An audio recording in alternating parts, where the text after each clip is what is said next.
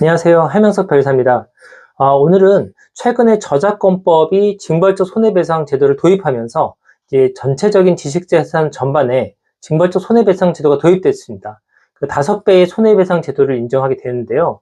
여기에 대해서 우리가 이제 징벌적 손해배상 제도를 어떻게 활용할 수 있을지, 우리가 이제 권리자라면 어떻게 5배를 청구할 수 있을지, 또 만약에 우리가 침해자가 되었다면 어떻게 이 5배의 손해배상을 피할 수 있을지, 최근 들어서 징벌적 손해배상제도 인정한 그 대기업과의 어떤 사례들 통해서 함께 알아보도록 하겠습니다. 끝까지 시청 부탁드리겠습니다. 징벌적 손해배상 제도는 어떤 제도일까요? 말 그대로 일반적인 손해배상액을 넘어서 이제 가중된 손해배상을 인정하는 것인데요. 국내에서는 사실 징벌적 손해배상이 기존에 없었던 제도입니다. 이제 물론 특허상표 디자인 저작권에 한해서 없었던 제도인데 최초로 이제 특허상표 디자인에 3배의 어떤 손해배상이 인정되고, 그리고 최근에 5배로 또 이제 개정이 되었고요. 또 올해에 저작권법에서도 이제 5배의 징벌적 손해배상 제도가 이제 도입된 사례인데요. 우리나라보다 먼저 징벌적 손해배상 제도가 인정된 미국의 어떤 판례들을 보면 해당 어째 징벌적 손해배상을 인정하기 위한 고의의 침해에 대해서 어떤 악의적이나 기망적 또 의도적 침해를 이제 키워드를 하고 있습니다. 그만큼 단순하게 이제 고의의 침해를 판단할 때 어떤 그 특허권이나 상표권을 알았다 이것을 넘어서 침해자의 이익뿐만 아니라 어떤 권리자의 이익을 침해하기 위한, 권리자에게 어떤 해를 가하려는 목적조차도 함께 포함되는 그런 고의의 침해라고 보시면 되겠습니다. 관련 규정에서도 이제 고의의 침해를 규정하면서 이런 고의의 침해를 인정하기 위해서 고려되어야 될 상황들에 대해서 7가지에서 8가지를 함께 규정하고 있는데요. 이번 저작권법에서는 이제 7가지고 특허 상표 디자인에는 8가지가 있는데, 실제 저작권법에는 7가지가 공통적인 요건으로 보시면 될 것 같고요. 특허 상표 디자인에는 개별적인 요건들이 하나씩 더 추가되어 있습니다. 예를 들어서 특허와 디자인 같은 경우에는 침해자의 우월적 지위 여부, 즉 이제 한마디로 말하면 침해한 사람이 기업으로 말하면 이제 대기업이 될 수 있죠. 스타트업이나 중소기업의 기술을 더욱더 자본이나 규모가 큰 대기업이 침해하는 경우냐, 어떤 우월적 지위를 갖고 있는 자가 침해했느냐, 이런 것들을 고려하게 되어 있고요. 상표 같은 경우에는 또 기술과 다르게 상표는 이제 브랜드다 보니까 어떤 이것을 광고하고 마케팅을 하죠. 그런데 더욱더 이제 막강한 자본을 갖고 있는 대기업이 마케팅하면 어떨까요? 침해자가 원 권리자보다도 더욱더 이제 인지도가 높아지거나 좋아질 수 있겠죠. 그래서 어떤 상표권자의 식별력이 약화된다거나 그 명성을 손상하는 정도까지도 함께 고려해서 이런 고의의 침해를 판단하고 징벌적 손해배상을 이제 조정한다. 어떻게 인정할지 또 이제 고려한다. 이렇게 규정하고 있습니다. 그 밖에 이제 공통적인 7가지는 뭐 침해자가 얻은 이익이라든가 어떤 이제 권리자가 또 이 피해를 입은 정도, 침해를 이제 얼마나 어느 기간 동안 했느냐, 횟수를 또 얼마큼 했느냐, 오늘 사례에서 또 말씀드리겠지만 장기간 침해한다거나 이제 웬만하면 이제 그 침해임을 알고 그만두어야 되는데 계속적으로 침해한 경우죠. 이제 이런 것들을 함께 고려해서 판단하는 것으로 규정하고 있습니다. 구체적 사례를 한번 보면요. 특히 이제 특허 침해 같은 경우가 이제 징벌적 손해배상이 인정된 케이스인데요. 실제 이 경우에는 오늘 이제 우월적 지위를 말씀드리면서 이제 뭐 대기업과 중소기업 스타트업 말씀드리는데, 이것은 이제 우리 특정 대기업을 말씀드리는 것은 아니고 상대적으로 우월적 지위를 갖고 있는 게 이제 대기업이죠. 그리고 이제 상대적으로 규모나 어떤 매출 규모나 직원 수 이런 것들을 이제 법원에서 판단하고 있는데, 이렇게 또 작은 경우는 중소기업이나 스타트업 이렇게 제가 명명해서 이제 말씀드린다고 생각하시면 됩니다.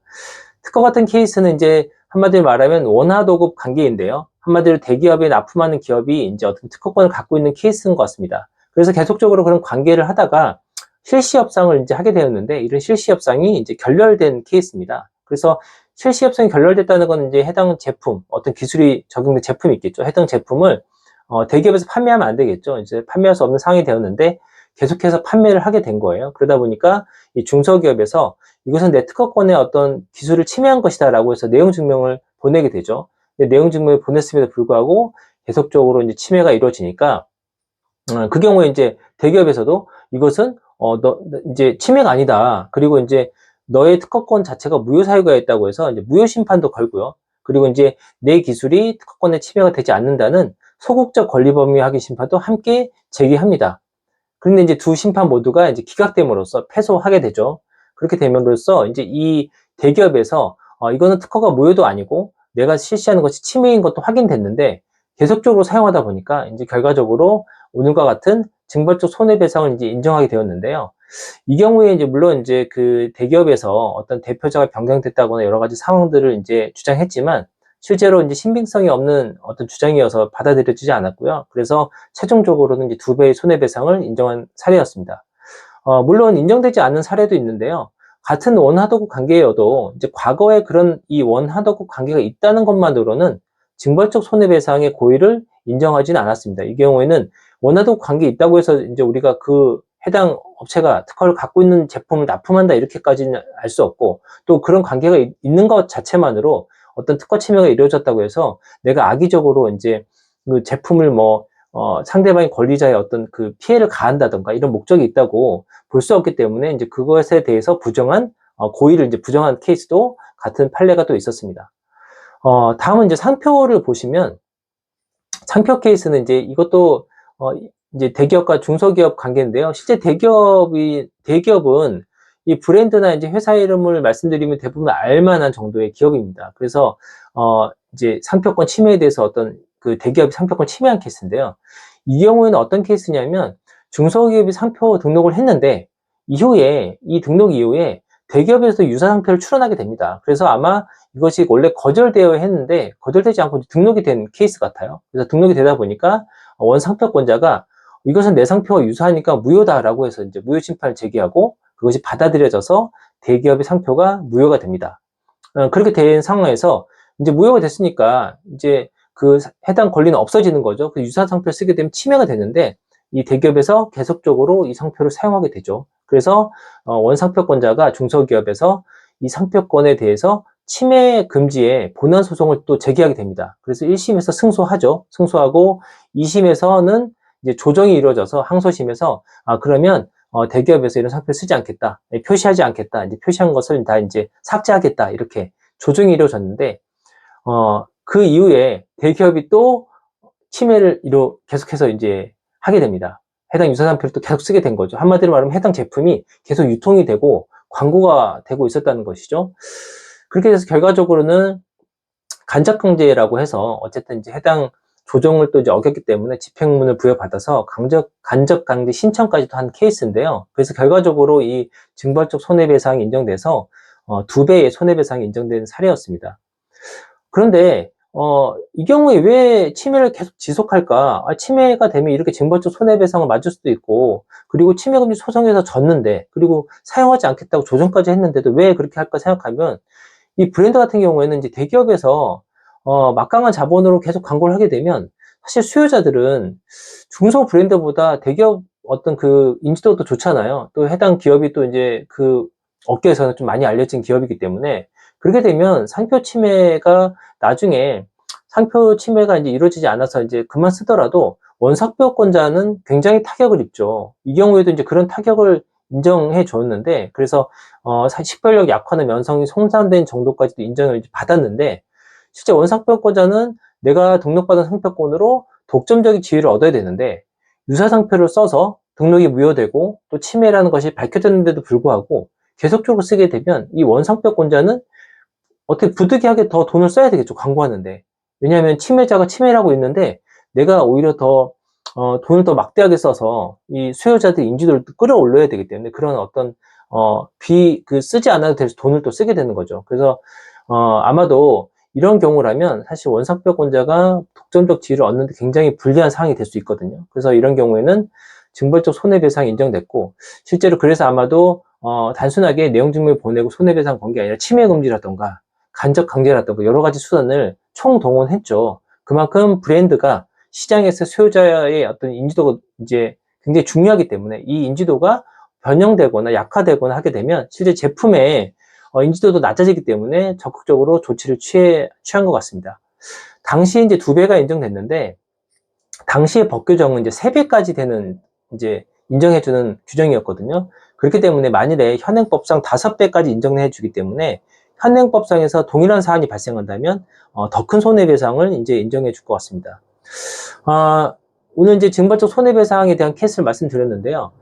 우리도 사실은 이제 권리자일 수도 있고 침해자일 수도 있겠죠. 이제 권리자라면 어떻게 누군가 침해했을 때 대응을 할 수 있을까라고 하면 통상적으로 우리가 내 권리를 누군가 침해했다라고 하면 내용 증명을 맨 먼저 보내는 게 일반적입니다. 경고장이라고 하죠. 그래서 해당 특허나 상표 침해가 내 권리를 이제 침해하게 된다. 그런 사용이. 그래서 경고장을 보내고 그래서 언제까지 답변을 달라. 그리고 아니면 이제 침해를 계속하게 되면 이런 민형사상 조치를 취하겠다. 이렇게 보내야 되는데 그 이후에 침해 경고장을 보냈음에도 불구하고 이제 이걸 무시하고 계속 쓴다. 이렇게 했을 때 사실 내용 증명은 법적인 효력이 있는 것은 아니고 상대방이 이것을 인지했다, 도달해서 받았다. 이것을 이제 객관적으로 증명해서 이후에 소송에서 상대방이 이것을 알았음에도 불구하고 계속적으로 사용했다. 이런 입증을 위해서 이제 쓰는 것인데요. 실제 뭐 최초 경고장을 한번 보냈다가 상대방이 그것을 무시하고 계속해서 사용했다고 해서 실제 그 고의가 인정돼서 형사적으로 처벌을 받는다던가 이제 이 징벌적 손해배상에서도 이제 고의가 인정된다거나 하는 경우는 많지는 않은 것 같습니다. 그렇기 때문에 이 경우에는 이제 실제로 한 번 보냈는데 계속 쓴다라고 하면 재차 경고를 한다던가 아니면 변리사의 감정서를 통해서 구체적으로 실제 이 침해가 정확하게 맞다라는 내용을 명시적으로 설치해서 보내면서 이렇게까지 또 보내서 상대방이 이것을 계속적으로 인지하고 우리가 지금 너네 때문에 손해가 막대하다. 그리고 너네가 침해하는 것 때문에 어떤 여러 가지 시장 질서도 무너지고 있다. 이런 것들을 계속적으로 주지시킴으로써 이후에 결정적으로 침해금지 소송이라든가 손해배상의 민사소송을 할 때 오늘과 같은 고의의 침해를 입증하는 게 좀 더 용이할 수 있을 것 같습니다. 물론 이 침해로 지금 손해가 급박하게 많이 발생한다거나 하면 바로 형사고소나 어떤 가처분 신청 같은 걸 해야 되겠죠. 그것이 인정되는 것을 떠나서 어떤 이 상황에서 법적인 액션을 취함으로써 시장에서도 어떻게 보면은 내 지위가 특허권자다, 상표권자라는 것을 인지시키고 상대방도 이런 액션을 통해서 그 액션이 취해졌음에도 불구하고 계속적으로 쓰게 되면 결국 오늘과 같은 민사상 징벌적 손해배상에서도 불리한 위치에 갈 수 있기 때문에 어떤 그런 것을 막기 위해서는 선제적 조치는 필요합니다. 그렇게 이해하시면 될 것 같고요. 만일에 이제 내가 침해자이면 어떨까요?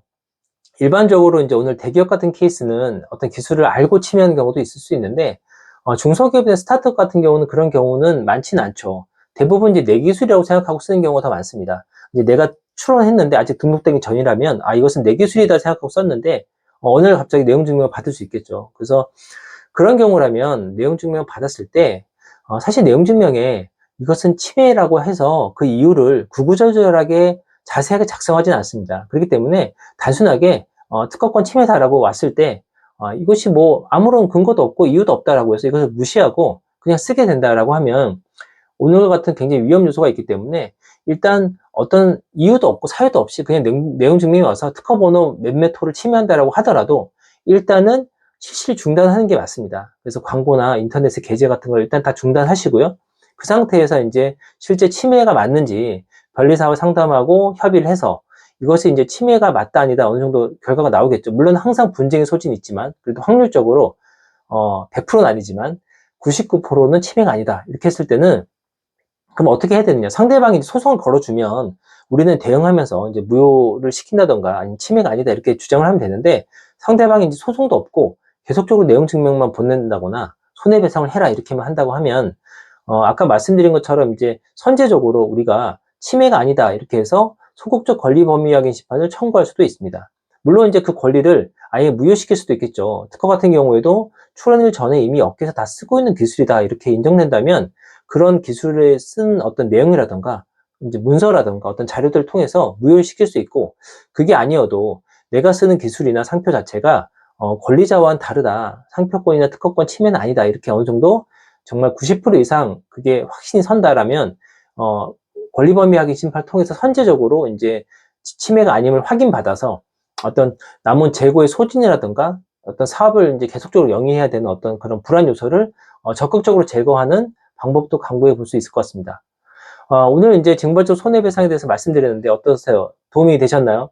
일단 우리가 권리자일 수도 있고 침해자일 수도 있는데 이런 부분들이 사업을 함에 있어서 굉장히 예측 불가능한 요소이기 때문에 최대한 어떤 예측 불가능을 이제 가능한 요소로 바꾸고 어떤 사업의 어떤 안정적인 운영을 위해서라도 오늘과 같은 어떤 내용을 숙지하시고 전략적으로 접근하는 것이 좋을 것 같습니다.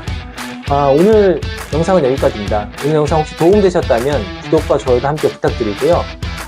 다음에 또 좋은 영상으로 찾아뵙도록 하겠습니다. 감사합니다.